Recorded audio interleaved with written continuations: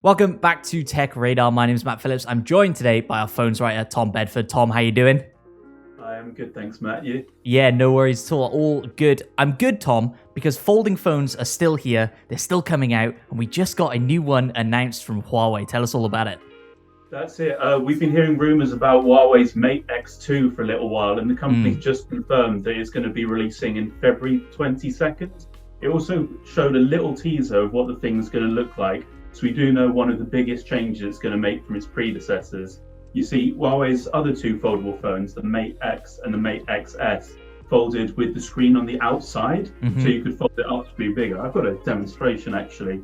Have you got it with you? Screen here. Okay. If this is the screen, they used to fold out, so the screen was on the outside. This new one is going to fold in, which should be good for protecting the smartphone. Yeah. But it's going to make it maybe a little bit harder to use. So some people think there'll be a screen on the outside. Others think Huawei is looking at an alternative way of having an outside screen, but we don't know too much. We only know what is teased. Yeah, exactly. And you know, it's interesting that they were really the only people doing kind of the outside-y screen thing, and now if they're flipping to the inside, maybe that's the way the industry is going to go in general. Do you think that's the case? Yes. It was quite curious that Huawei decided to have the screen on the outside to begin with, because it was a plastic screen, so it's not exactly well protected. It can scratch and damage really easily. So if you slip that thing in your pocket, you're going to be slipping it out in 5 different pieces. It's not going to survive too well. So it seems like it's going to be a durability improvement about having the screen on the inside. Absolutely. So we're going to be getting more info on February 22nd. What do we think the likelihood of this actually being a global release is compared to them just releasing this in China?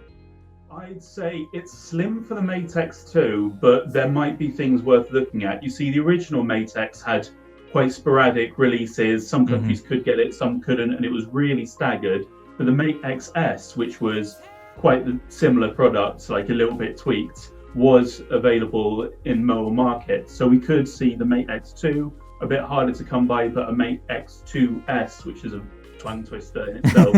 We could see that come out maybe later in the year, maybe next year, and more people could get their hands on it. Yeah, absolutely. So I'm on the Huawei website right now. I'm looking at the Mate XS, right? It's currently £1,600. Now, with that, you get 3 free gifts. And this is kind of hilarious. You get their Pro AirPods, if you like, their headphones. You get them for free. They're normally like almost 200 quid. You get a leather case that's almost 120 quid.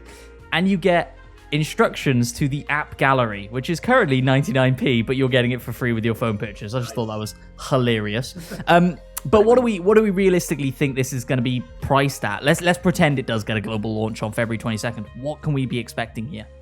I think that price you quoted for the Mate XS will be lower than what we could see for the Mate X2. I think that's seen a price cut. I can't remember the exact launch price off the top of my head, but I think it will be 2,300 maybe for the Mate XS at launch. You're looking in the right ballpark. That's like in dollars or pounds, but in Australian dollars, obviously, you're looking at much more than that. Yes. Like, this is going to be a mind-bendingly expensive smartphone. That's kind of what Huawei does. It's more known for its premium things, and even in the foldable smartphone category, it's putting out the really premium stuff. Like, this will make the Samsung Galaxy Fold or Motorola Razr look cheap.